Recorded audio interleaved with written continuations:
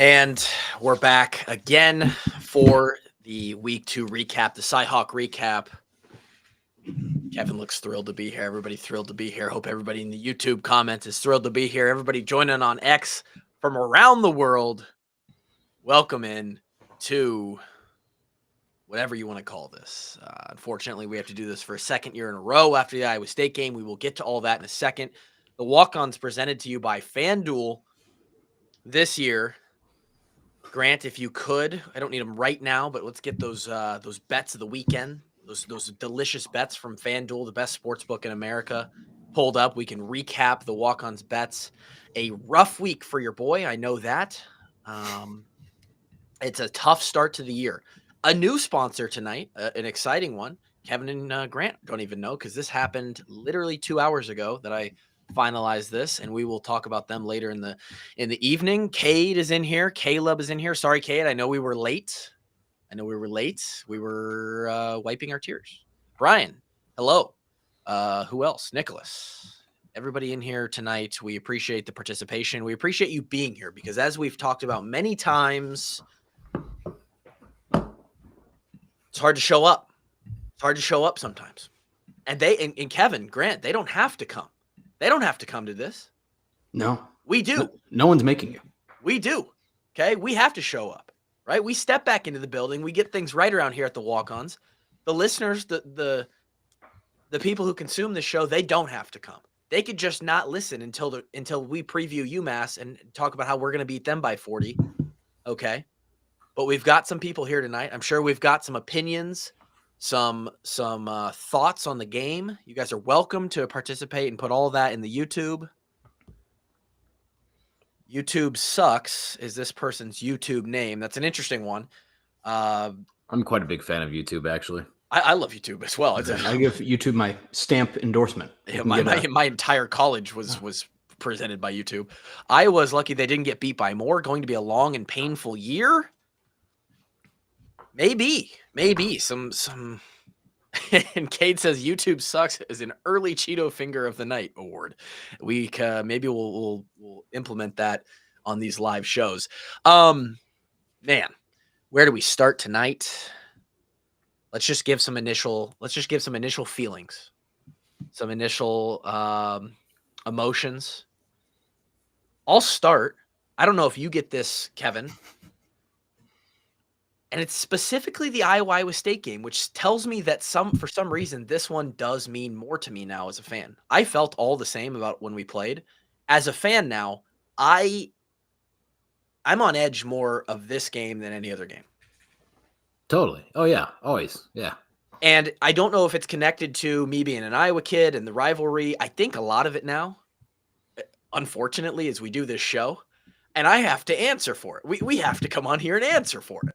Right? Mm-hmm. Yeah, for sure. And I have a lot of family members and friends who are Iowa State people. Kevin, I'm sure you work with, I mean, you're over there in Iowa City, but you work with the occasional Iowa State fan or Iowa State alum.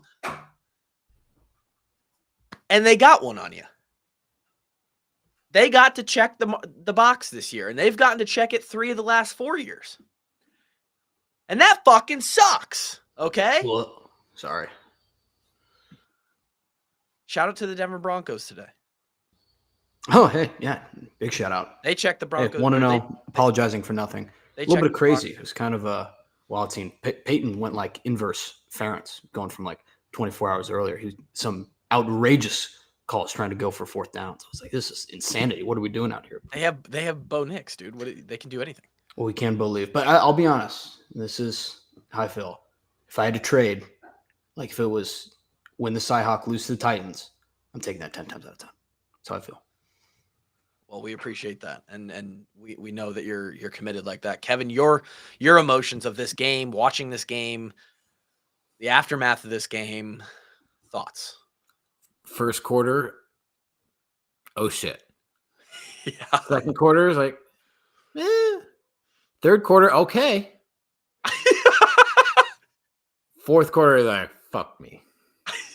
And there's your Kevin Ward synopsis in 8 words. Maybe not even.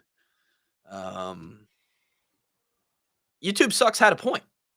There's a lot to his the first part of his comment there. I don't know about the second part. We'll see on the long and painful season. It did feel like this was a game that you run it 10 times with how that game started, and Iowa likely does lose by more, which might factor into some of this discussion tonight. But when we were down 6-0, it felt like a gift. When we were down 10th, what was it, 10-3 or 13-10 at half for sure, I tweeted it. I was like, in no universe should this game be 13-10 at halftime. No, I mean we got completely outplayed that first quarter. Like it was a really quite the one-sided ball game up until that that punt, that quote unquote muffed punt, which we got lucky twice on. We need to talk about it. Yeah. We'll talk about it more. But up until that point, like we had nothing going on. Like that was a saving grace from God to even let us get back into that game. Super chat here from the Empire lifts back 45. Is this Drake Kulik from 2015? Potentially. That feels like what would potentially could be his YouTube name from then. Shout out to him. He gives us a super chat, $5, completely unnecessary. But if you pay us to comment, we will certainly put it on the show. Longtime listener, first time chatting. Iowa D-line did not impress me. Not a lot of QB pressures / sacks. Agree or disagree? I mean, yeah, but they didn't really take a whole lot of shots down the field either. Like most of their passing game was short and quick too. So did they have any explosive plays, Kevin? One to my knowledge. They had the fade down the sideline in was that first quarter? Yep. Yes. Because they tried to take a shot the very next play to the end zone. Yep. Which smart by them, and that's their game. They play that game where they're just Rocco's a great passer. They've got a mismatch, or at least one that they think. And he's a good college quarterback. All right. You don't think he's great? I'm not going to say he plays great. What is your bar for greatness? I don't know. He's a good college quarterback. I think yesterday was the worst he's played in 3 games this season. Credit Iowa, I guess, for that. Iowa defense. I mean, Kevin, on your side of things, you should feel pretty good about the defense. I'm sure we'll get there. I saw some encouraging things to clean up. But I would say Rocco's... There's opportunities for the defense to come away and win this game for us again. But we'll get into it. I would say Rocco's total product, if you evaluate everything that he's done, I would say he's better than just good. He might not be great or elite, but he's really good. I think what I like about him most is just his confidence and his moxie. He seems very cool, calm, collected. I think he's got poise for sure. Yeah. A lot. I think doesn't look like he ever gets flustered or anything like that. If you count that drive as a game-winning drive from Saturday, I think he's got going back to last year, he's got 6 fourth quarter game-winning drives. Needed a miracle for this one to count. Sure did. And sometimes that's just the way the ball bounces, and there's nothing you can really do about it. Well, let's touch on that for a second. Maybe just the most gut-wrenching. Grant, you tweeted it. I think it's probably was their second longest play of the game, other than the fade. Was that that tip ball that got just randomly goes to their tight end's hands? I think for 17 yards. I think that was the second longest play they had all game. And not just into his arms, Kev, but it was where you would have placed it to that guy if you were throwing it to him. It was on his outside shoulder, away from the safety or the corner, whatever, over the top. Of course, not into our hands. Of course, not onto the ground. And if that play doesn't happen, it's 4th down. And they're punting. It's a tie game, and they're punting out of their territory. And who knows what happens on a punt return? Who knows what happens? I know we did not put together a last drive that looked like we could do anything, but it's not like we couldn't move the ball in that game. Well, we would have had time, right? We wouldn't have been in 2-minute offense. We wouldn't have had to been throwing the ball. I think there would have been still 4-ish minutes left in the game. At least 3.5. And he probably only would have had to get, based on where that punt's going, probably needed 30 to 40 yards to get in field range. Yeah, you texted us and said, what's Drew got in his leg? And 65 question mark. And I was like, yeah, he's got 65. I mean, he hit that one from 55 the week before. It looked like it had at least 10 yards on it. It was definitely good from 65. I think it would have maybe hit the crossbar at 70. So, Lister says field goal distances are insane these days. And I'm going to say this every time that it comes up. You've got a point, Listy, that we are seeing a lot more, what seems like more makes from distance. And it's my opinion that the coaches are just letting guys do it more. Because I've seen these distances from kickers since we played. The story is like there was a day where Mike Meyer, Marshall Kane, and a guy who most of you have never heard of, Alden Hafar, went back to back 60-yarders in Kinnick Stadium. In practice, right? It's not a game situation, but they have the leg for it, right? I think, and I love it. Shout out to the brand, the special teams brand. Guys are getting a chance now. It's very cool. Not cool if you're on the receiving end of it 2 years in a row. 54-yarder deja vu. Iowa takes 2 sacks.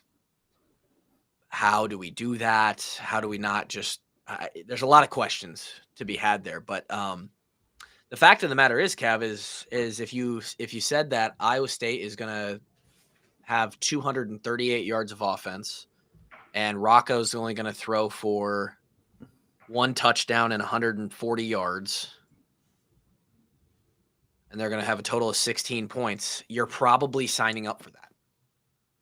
Yeah, 100%. Yeah, if you told me, like, you don't know what Iowa's score is going to be, but you told me those are going to be Iowa State stats, 16 points, 240 yards. Rocco had 130. He was accurate. He was 67%. You take that 100% of the time. Yeah, which means that the offense then has to look everybody else in the eye and say, "We got you. We'll go win the game if that's what we're up against." And we were not able to do that. And it's the other phase of the game was lacking this game too. Special teams did not come to be our advantage this game like it has been for the last several years. That's where the margin's been, right? For us to win these games is we played a good defensive game. We could have played better. We have played better in years past. But special teams has to be an edge for us, and it just was not this game. Like, we got lucky on that punt, that we got the muff punt call. And getting lucky on that punt? I think we had 2 penalties.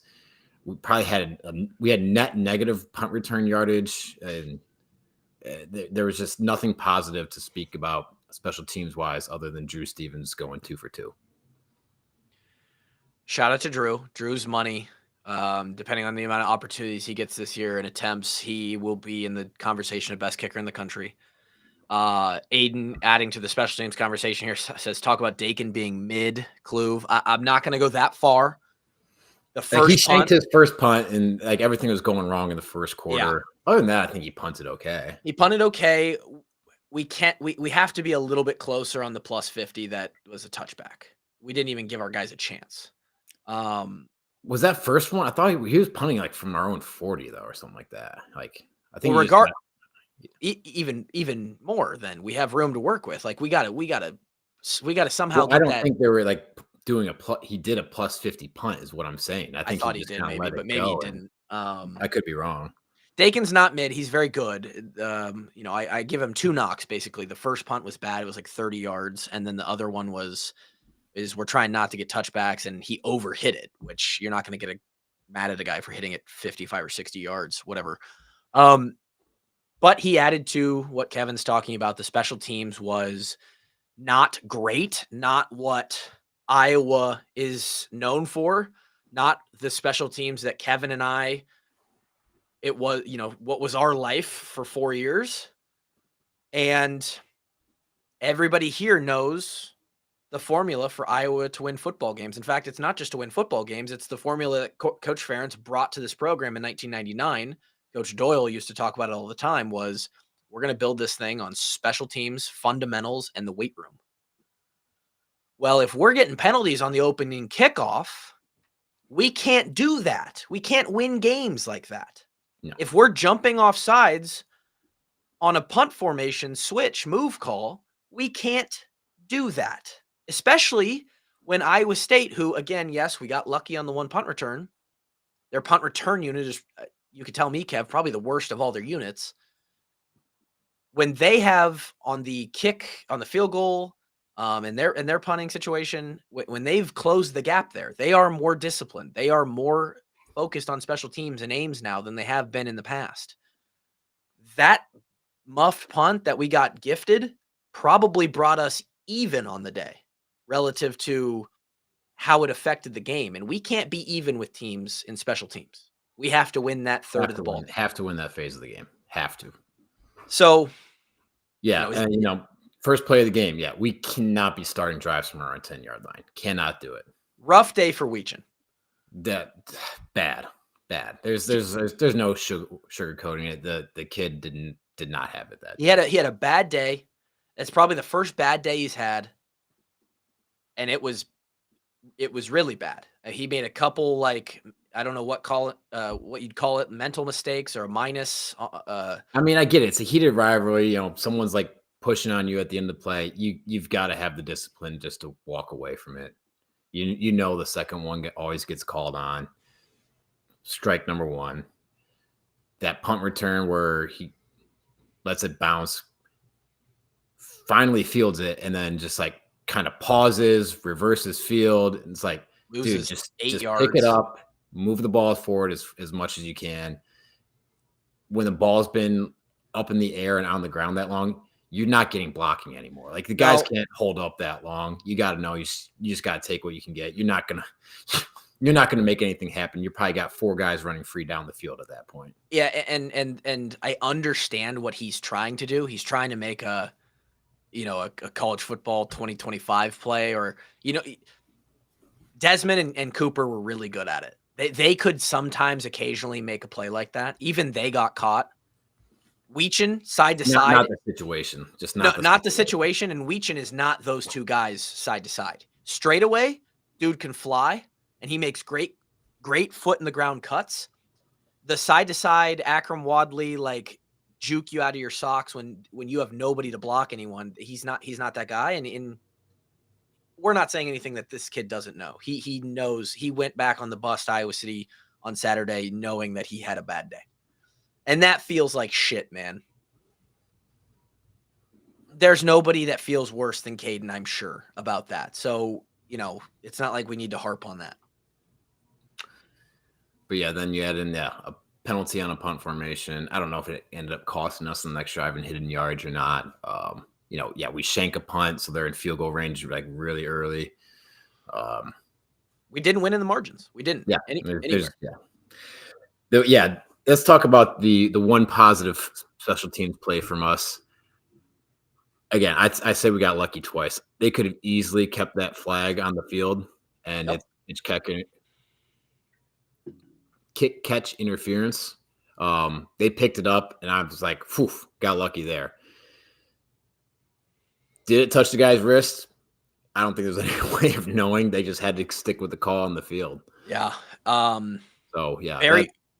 Very weird play with multiple sort of like, okay, we got to decide what happened here so that we can decide if this affects the play. It was weird. I argued with a guy about this on Twitter. Why I'm wasting my time, I don't know. It feels like it's one thing that I know about, and I know how the rule is called on the field. And so I was like trying to explain to this man, and I tried to explain to a couple other people. It's like, how is that called running into the kicker? Like the defender is disengaged and he was out of the play. He was past the returner. And I tried to explain it. I don't know if, Kevin, you can do any better. It doesn't matter if they're disengaged at the time the ball comes down. If within the last, and this is where opportunity to get out of the guy's way, they're going to call the flag on you. Sure. But there is a sort of gray area where if you get pushed and your momentum carries you into the returner, even if you've disengaged as the ball comes down and hits the returner or hits you, right, you are still affected by that guy a second or two later, and you are blocked into him. which negates a flag. It is subjective, right? Very. And, you can see that get called both ways on any given Saturday, and that's the only point I'm making. Now, and I was on the post game show with Travis and Ross maybe, and I told them this. I'm like, that guy's going to get his ass chewed for that because he's cutting it too close. You can't do that. Yeah. Mm-hmm. You can't put us in a position where we get a 15-yard penalty for roughing the returner or what interference of the returner. We can't do that. That was this close to swaying it way to their side. I mean, it would have been 6-0, and then say they call the penalty, they get the ball at midfield. And then we get the ball back on that play, gifted, and we can't put it in the end zone. We can't score touchdowns. So, I mean, there's a lot. Yeah. Well, let's take a quick break. I'm glad we got through the special team stuff. Grant, do you have that? You have those graphics of the? I am sorry to everyone. FanDuel made money on everybody. Shout out to the sponsor. Hopefully they can pay us more money. Maybe not everyone, but pull these up and just go over them. FanDuel, once again, best sportsbook in America. Pull up that blue app. Make your picks. Very, very user-friendly app. I had, look at that beautiful picture of me from 2021 you wouldn't be able to tell in there, but that is from Indianapolis when we had the live show. Oregon was good. Oregon was good. Did you guys think Lanning took it a little personally? And they didn't even score in the fourth quarter. Ooh. That was through 3 quarters. What did Gundy say something that Lanning should have taken personally? They were having a little back and forth. He came after Oregon's NIL. Said, well, they pay their team $40 million. We pay our team $7 million. There's a little lopsided. And Lanning had a great response. He's like, I respect Coach Gundy. We're just glad to be at a place that buys into winning. We got great resources, great people around here. They care about investing and winning. There's some money in Oklahoma. Go shake the trees around there, man. And winning, they did. What was the final score of this game? 69-3. Something crazy. It was 14-0, less than 2 minutes into the game. So Gundy and the boys, they might as well have quit. Iowa State over. It was ambitious. I respect the ambition. I'm just trying to bring the energy, bring the juice. I just, I want it to be like our senior year, where we both scored 41 individually, 80 points plus total. And I should have known better. That's hand up. That's on me. And then JMU, God, that was tough. God. I don't know if you deserved that one. I'll be honest. To start the weekend, man, 14 points. 14 points, huh? And it was close the entire game. I mean, JMU was up for a good amount of it. Yeah. You had it all there. And also that 2-point conversion, a one-handed catch to seal your fate. My God. So 1-2. Seemed like they had a personal vendetta just against you. I think they did. And how disrespectful, as we are a JMU Dukes podcast. For those that don't know, joining us live maybe this season for the first time, we have a lot of adjacent teams: the Hilltoppers, the JMU Dukes, the Iowa Western, what are they? The Reavers, Jackrabbits. Shout out, huge victory, big South Dakota State fans. State. Grant and I determined the other day that we're a Tulane podcast. How are you a Tulane podcast if you're also a Big Red podcast? Are they massive rebels? This is new news to me. We just support Western a lot. Kentucky, aren't you a big? Isn't Big Red your favorite guy? Yeah, I mean he's a great mascot, but I feel like the Green Wave though. Kevin. Am I just not allowed to like football anymore? I don't understand. You're coming from my fandom of the sport. Can I add too? I want to be a USF Bulls podcast or just Byron Brown. How about the Bulls? These guys are putting together a resume. They got they might have the best resume in the country right now. 2 ranked wins going to Miami next week. They might. How did Kevin do? Kevin only had 2 picks. 0-2. 0-2. No. I know he had the Iowa. Well, to be fair, yeah, I was telling people to wait because I knew the line was gonna keep going. I actually bet it at +3.5. Oh. But the Wednesday line was 2.5, so I'll take the L there. And we do go with the Wednesday lines. We do this a little bit early, so there's movement. I can send you a screenshot of the cash ticket though. So maybe hey, you got to let them marinate a little bit and just take the picks that we give and let them reach game day. Yeah. Illinois Duke under was looking good up until they kind of just ran away with it in the last quarter and a half, and that went over. So 0-2. As you know, we bounced back. We bounced back. That was also weird. That game was close, and then it was changed the channel for a second, and it's like 49-18 or something crazy. It was just it was close like for a long time, and then the floodgates just kind of opened up. Yeah. I think top 10. I think Bielema was trying to Grant. What about you? Score a little bit at the end there, so that it looked like a more impressive win. We had a lot of stuff. Also lost on that Bielema's anger and aggression there. I thought Duke was going to keep it closer, but and to be fair, I think they did for a while, but didn't work out. It was Ohio statement win over West Virginia after people were clowning on their stadium all week. The Bobcats took it personally, got a great victory. Now I think they have a record. They're like 5-1 versus the Big 12 in the last 6 or something crazy. Pretty impressive. Toledo blew out Western Kentucky. It was hard to watch, honestly, but they took it there anyway. Baylor, fun one versus SMU. I think their kicker, SMU's kicker, also had Baylor as well. He was shanking a lot of kicks out there. UConn, brutal loss of the weekend for sure. They're winning all game. Goes to overtime. They end up losing by 7. It was tough. Fran Brown making you see that Fran Brown made his team run sprints on the field right after the game. I did see that. What? You feel like, is that a performative or is that Syracuse? Is that good coaching? What is it? Syracuse ran sprints post game. Like handshake. I feel like that's actually disrespectful as a coach to do to your players. It is. It low key is. Not even low key. That's crazy. So Grant 12-12 on the year. I mean, you're staying right. We're making it back. We were, I think this week we went. We were 5-4. Could have been 5-3, but Yannick Sinner meltdown. The U.S. Open final.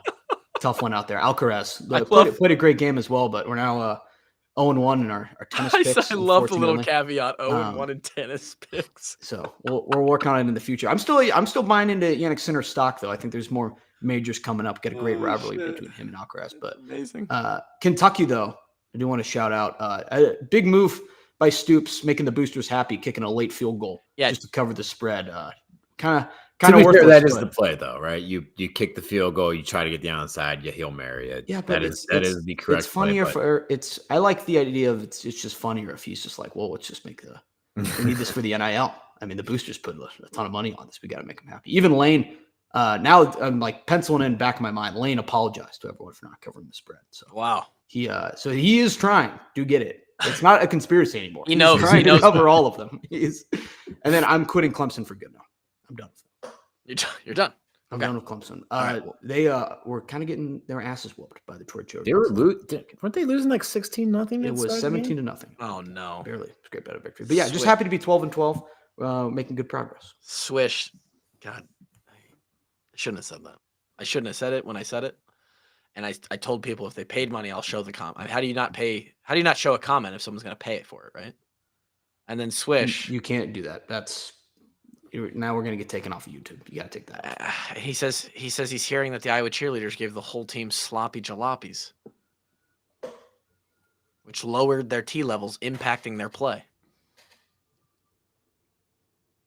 They can't be unsubstantiated rumor. They cannot be doing that. It's a family show. Swish.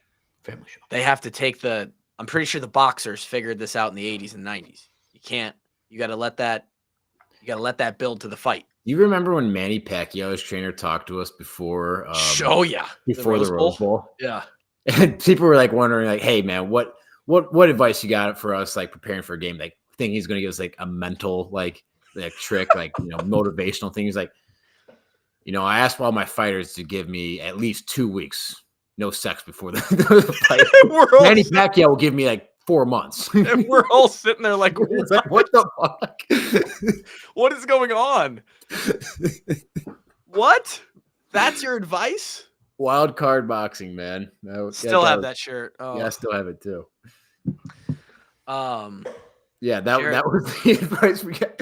I think we wrapped up the talk right about Yeah. Doyle and KF stepped in like, well, it was great to have you, man. It was good job. Great get as a talk, but just wow. I mean, that's the kind of stuff you really pay for. Real quickly, Maybe if the boys would have had some chicken lips pre-game over in Ames, it might have gone better. I don't know if it would have though. Not maybe your best performance food, but man, is it a good food for you on the couch before you watch the boys play every weekend. Again, gonna keep harping on it. Get out of your normal routine. Don't order the chain pizza. Don't whatever you make on game day. The little Smokies. You've had them every tailgate for the last 16 years. Imagine how popular of a person you'd be, Kevin, if you go to the same tailgate every weekend in Iowa City, and then one day you walk up and you've got a hot and ready to go order of Gray's Gourmet to go. People are going to lose their minds. They're going to lose their minds. Some chicken lips, some mac and cheese. They got tacos too. Don't sleep on the tacos. Whip out some of that sourdough pizza. People are like, where did you get this? Put me onto this. And you're like, hey, Gray's, Pete and Kim. Shout out to them. Jarrett was asking, thank you, Swish, for the comment, by the way. Thanks, man. Jarrett was asking how tall the Iowa State tight end was. They're like both 6'6", 6'7". They're tall. Mismatch. Oh, yeah. It's going to be an edit right there. You just got Oh, no. Just got. God damn it. All right. Big 12 Grant's going to come for you, man. He left. It's okay. Did he just leave? I think so. I don't know what his strategy is there. I'm not sure. It's already out there, man. I don't think. I don't know if that's going away, Kluver. But I don't think this is a game you just press the reset button on. Is that? You wanted to do live. We could have cut it out if it was like last year where we just recorded. We could have cut it. Stuck. You wanted this. Who was baiting that comment right there? It was Jared. He's kicked out. He's fucking fired. He's out. God, he's damn it. I'm so pissed.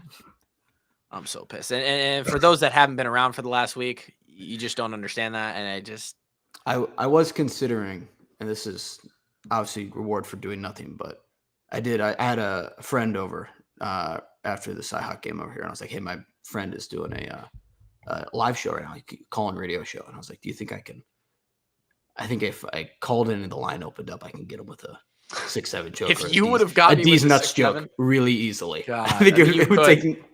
Dude, some of the calls on that show, again, for those that know the Travis and Ross Black and Gold Rush after the game, it just some of the calls you get from these people who are just blitzed, calling in, their dogs running around the house making so much noise, and they're like, I got one thing to say.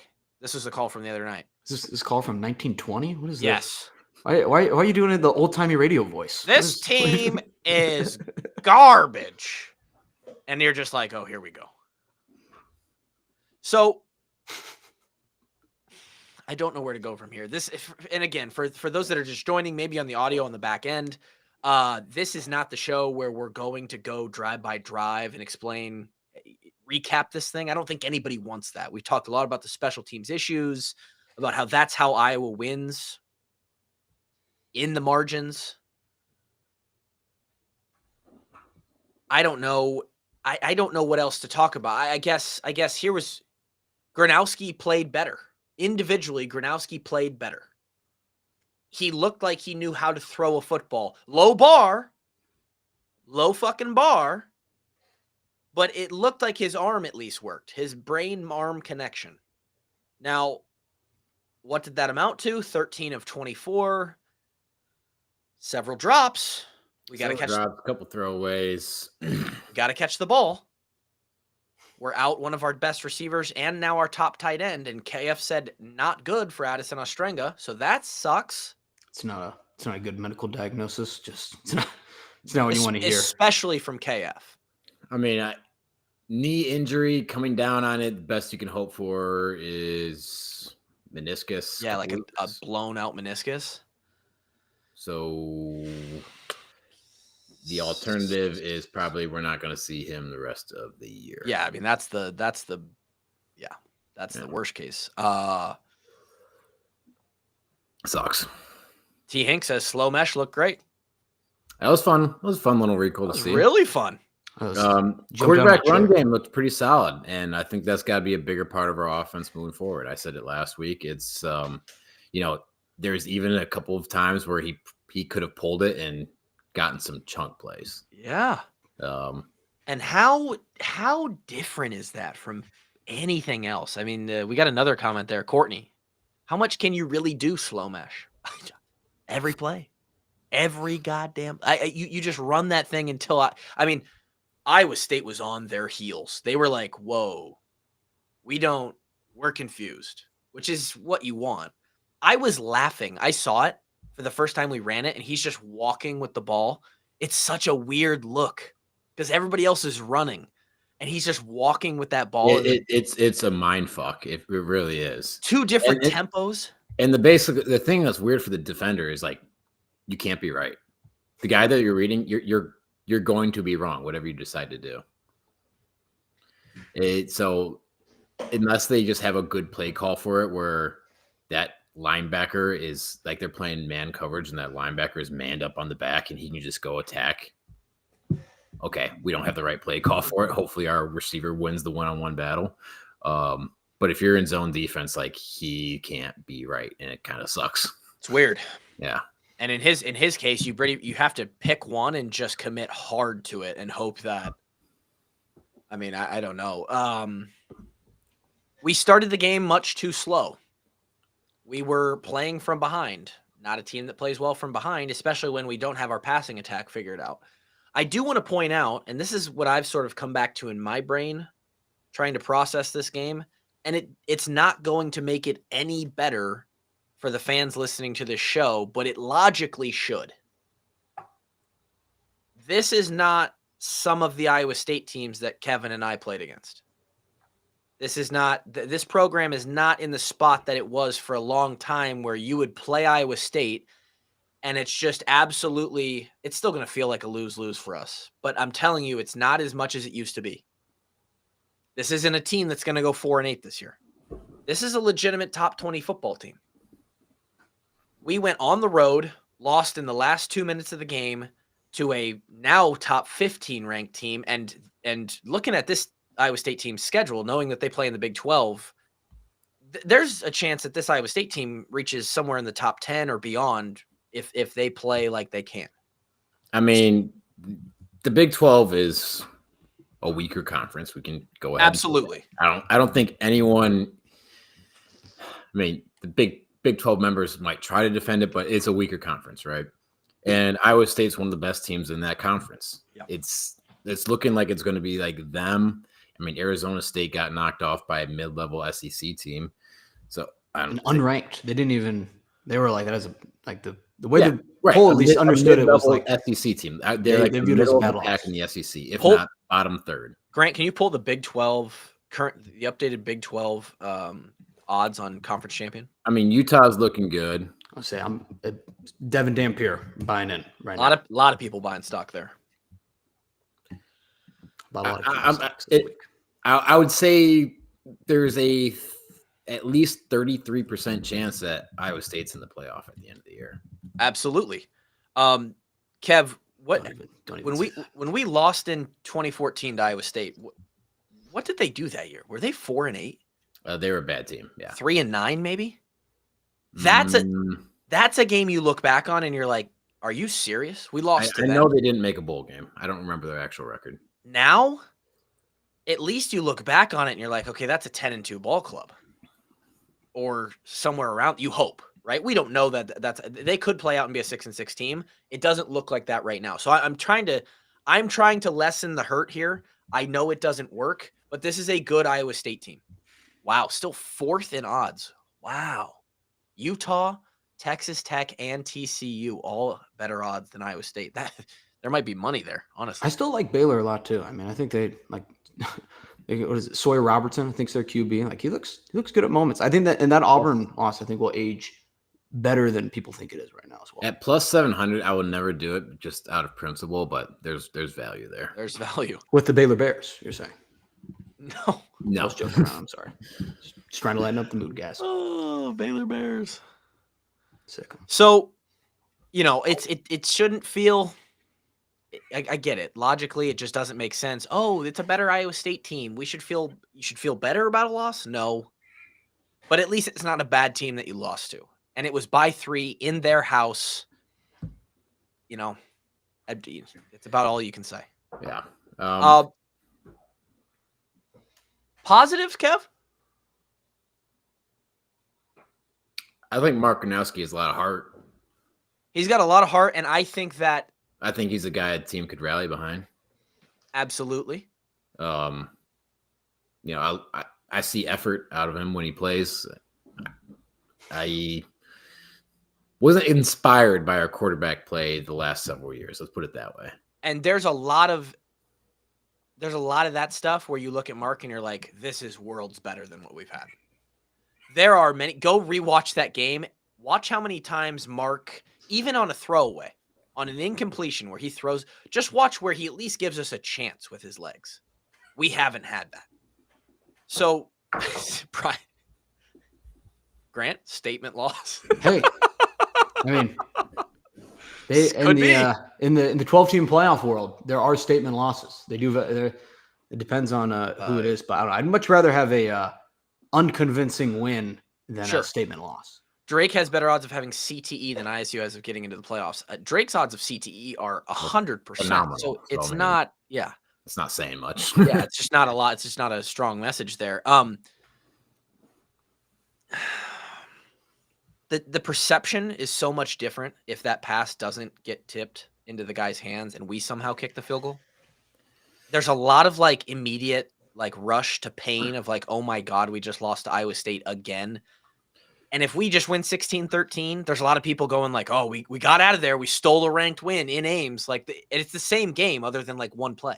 Yeah, for sure. I mean, that's what it's been. It's we have to win the close games, and we didn't win this close game. We didn't win this close game last year, right?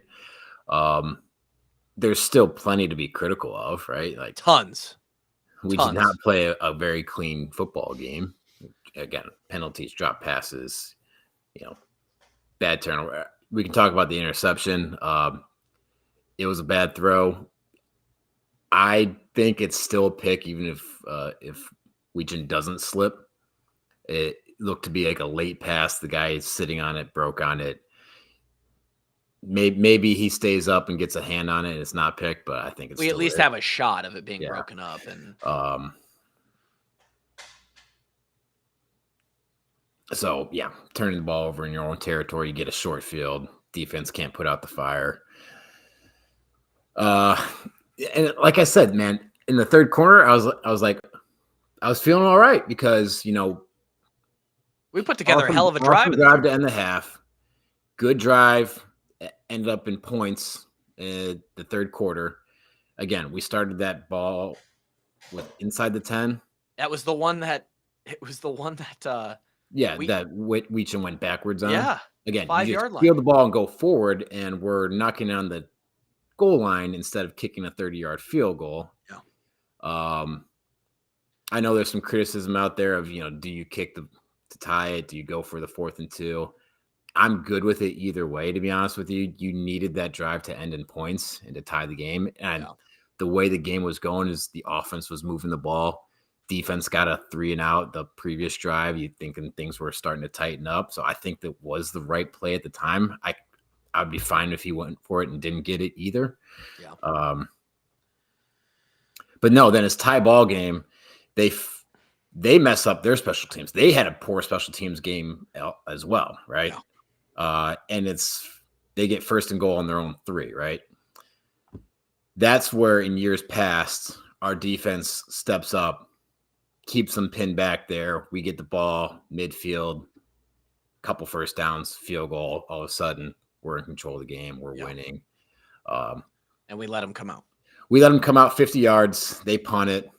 We move the ball a little bit. Can't sustain a drive. We're lucky enough to punt it back. I think they get it back at the 10.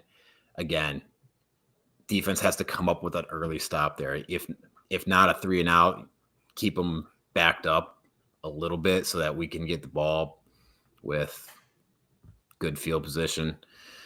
but another 50-yard drive, and guess what? They're in field goal range, and that's the ball game.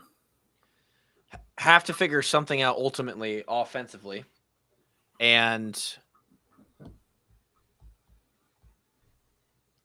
I don't even know. I don't want to. I have to get off Twitter because I all day today I keep seeing the same thing. It's the old thing that pops up. Yep, KF's got to go. He's got too much control of this offense. He's the one calling the plays. It doesn't matter who the OC is. It doesn't.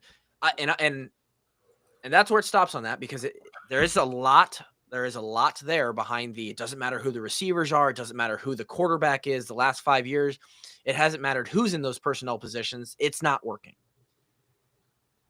I think it does matter who the OC is, and I think the OC is calling the plays. I could be wrong. Coach Ferentz could be micromanaging with no play sheet, mind you, every single play from the sideline. You can watch him.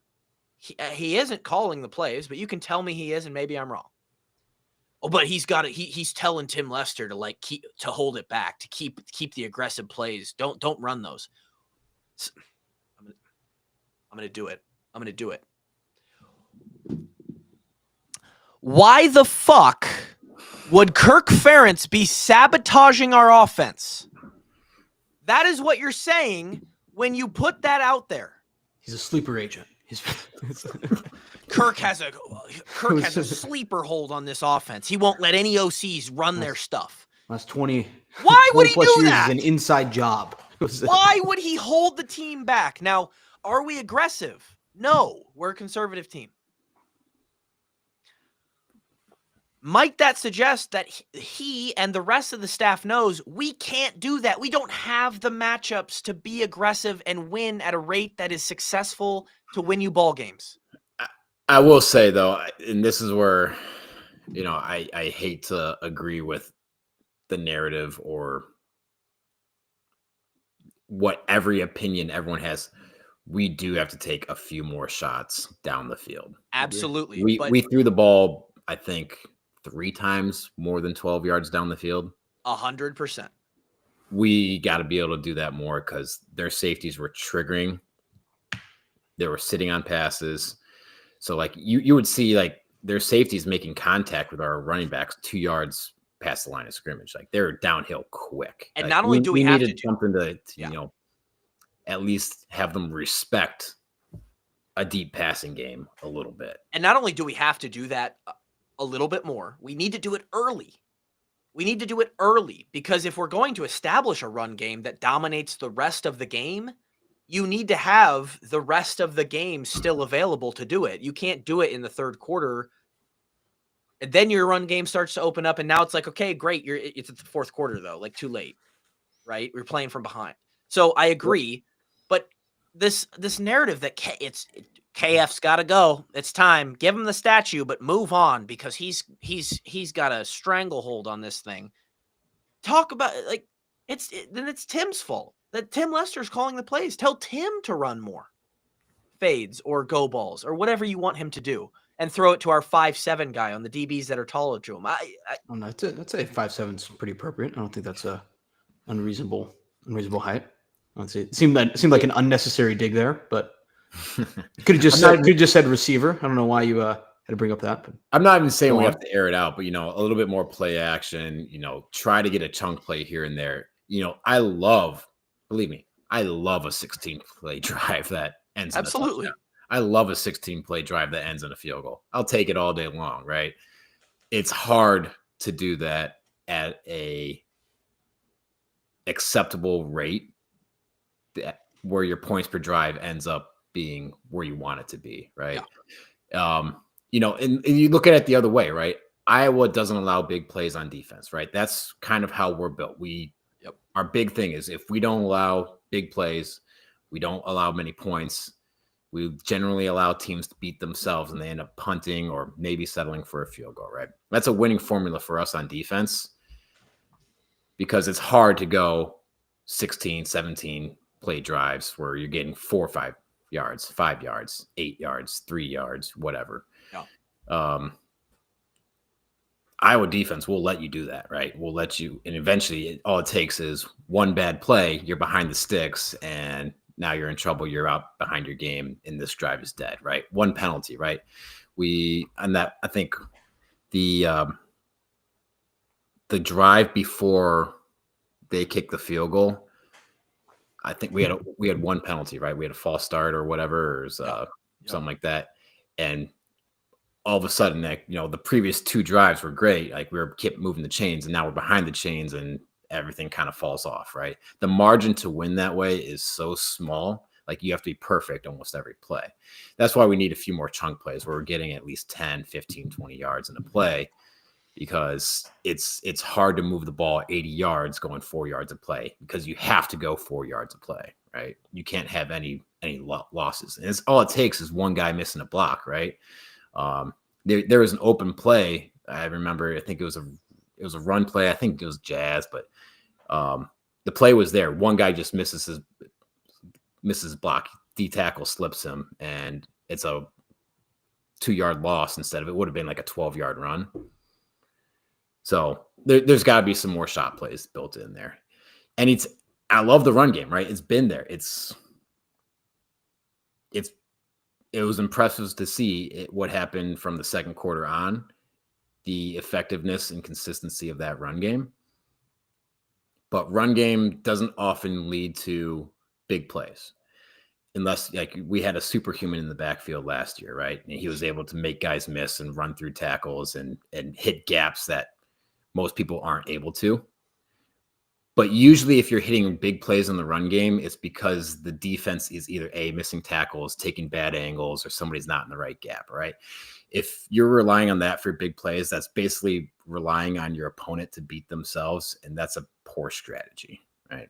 So I love what we're getting out of the run game, but we definitely need to supplement it more with some more play action, some more shots in the passing game, and it'll come. It'll come. Again, that was a good defense, and part of the reason it's hard to pass against that defense is it's a 3-3-5. They have 5 DBs on the field. They drop 8 a lot. There's not a whole lot of holes to throw the ball to. So thank you. It's not.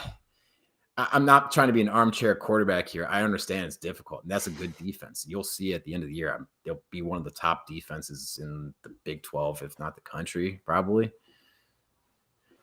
I don't know. That's my soapbox. I don't know.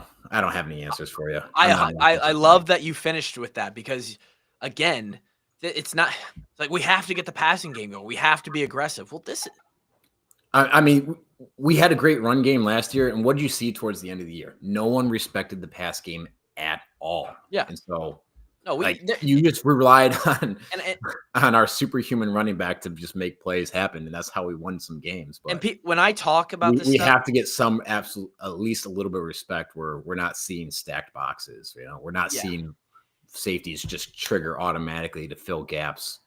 So that a safety who's 10 yards back is making a tackle for 2-yard gain. We're all looking for the formula swish. 100%, Kev. We do. It's not this passing game and the passing. And the coaches know that. Okay, I'm not saying anything the coaches don't know. They know. They know that we need to the receivers know that. The tight ends know that. Mark Gronowski knows that.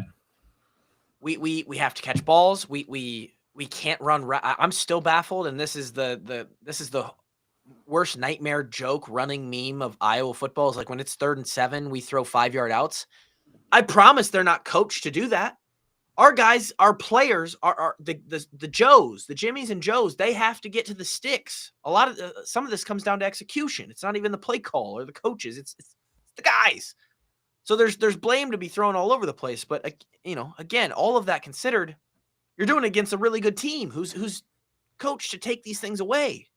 And all in all, the pass protection, which in years past has been a part of the problem for our passing game, was pretty good up until that last drive. Absolutely. Yeah. Up until when we needed it most. When we needed it most, it disappeared. Just like the freaking Avatar, man. Yeah. Up until that last drive, the pass protection was good. So, I mean, the building blocks are there. We got to keep getting better. Yeah. Give me the answer here, and we will. We're going to keep working. You'll see guys improve.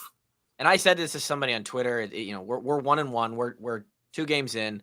You got a couple get right games here, hopefully, And there's still a very good chance with what Mark has shown, because there's going to be a lot of people who are still like, I don't think Mark's the guy. He did not play good enough. He's not a $2 million, whatever. I think he showed enough, especially in the Iowa State game, after a bounce back from the first performance, that he can do what we need him to do. He can do more and a lot of good stuff that we're not even asking in the run game, his own legs.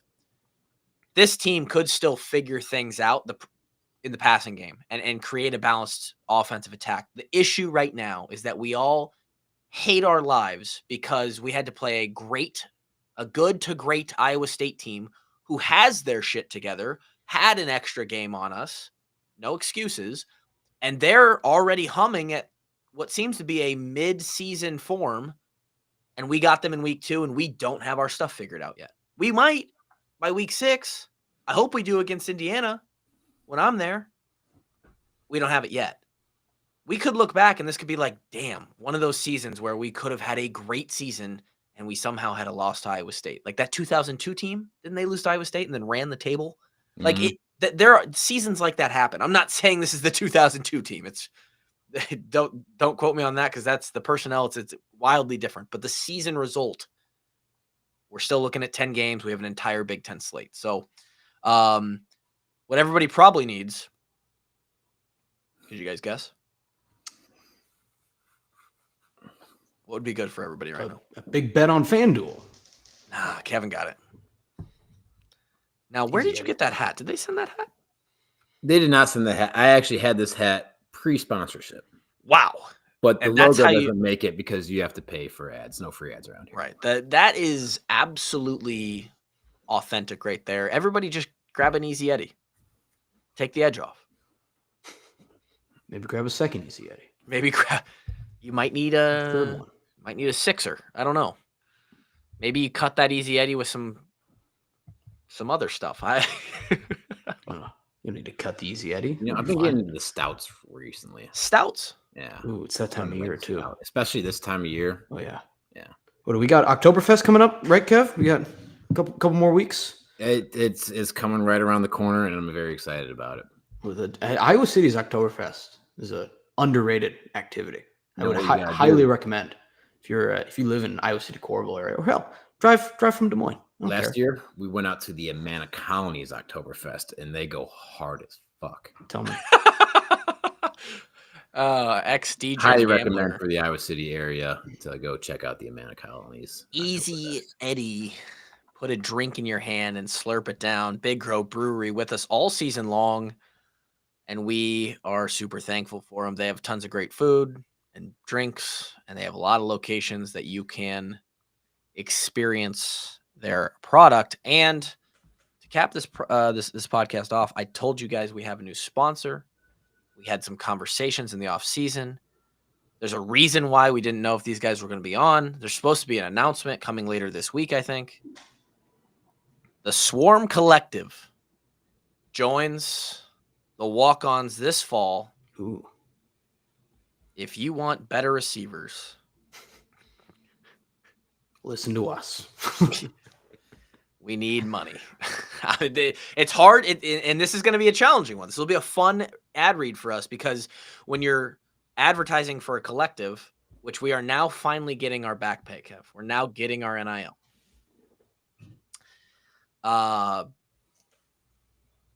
There's a lot going on right now with rev share. Mm-hmm. And hopefully Gundy doesn't call out. If we just start bringing in millions for the Swarm Collective, I hope Gundy doesn't call us out. There's this podcast of an Iowa taking all the money. We're the podcast in Oklahoma. Yeah, if we had an Oklahoma State podcast that was slinging ads like this for our collective, we'd be competitive too. We, as players, are so thankful. And when you're playing, you're so thankful for the support of the Iowa fan base. And one of those ways, if you feel so inclined, if you are in a position, is the Swarm Collective. We're in an interesting time, right? Rev share. A lot of people are going to only be getting rev share. How much percentage of that? How much can we add as a fan base with the Swarm Collective? That's up to us. And if you have the means and you care about the Hawkeyes, every dollar helps. So you'll be seeing that beautiful golden hawk logo, that Swarm logo, join the bottom of our overlay here as we move forward. Brad will be coming on the show very soon. Yeah, I want to talk to Brad and see how things are going with this clearinghouse and getting NIL deals. It's weird. They have to get like approved before they're like I'm very interested to see how things are going on that side of things. Anything else, boys? Tough weekend for the Hawks. It's gonna be another tough year to swallow. But I think they'll bounce back. I think we have to let Gronowski rip it at least 30 times this game against UMass. Don't even run. Just to get the pass game, just to get some practice, just get the pass game going, get some confidence going. See how far he can throw it. We don't even need receivers. It's in the red zone. Just throw it up into the stands. See what the arm feels like. Yeah, we'll bounce back. It'll be a confidence game, and Epstein didn't kill himself. Okay, I'm still buying Gronowski stock. I don't care what anyone says. I was getting ripped for it. I'm too. Kevin bounced out after that. I'm gonna keep us on here for 1 second. Oh, go ahead. Because I'm buying Gronowski stock. I like what I saw. I think it will trickle into something here. I think we're gonna have something. There are plenty to take away. There's plenty of positives. If you look for them, they are there. If we are having this same conversation after the Indiana game, and assuming we win the next two and we're sitting there at 3-2, that's when I think we could be in trouble. But we are not there yet. Okay? No. We are not there yet. Just losing ISU stinks, though. It magnifies I'm not going to sugarcoat it. It stinks. I don't care if you – I will never admit to them being I don't care. They could be like 30-0 in their last 30. I will never admit to them being a good or great team. But okay.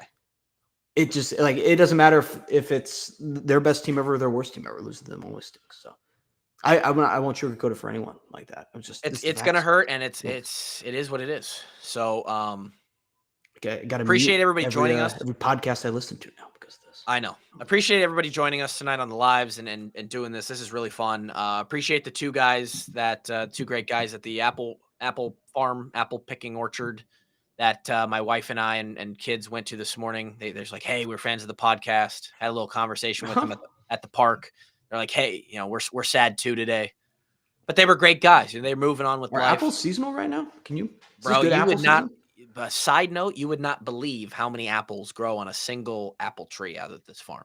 It's unbelievable. At least 12, right? Probably somewhere between 12 and 15 apples. 20 sometimes. The amount of apples on these trees, and they're just these little trees. Shout out to Wilson Orchard in Cumming, Iowa, right?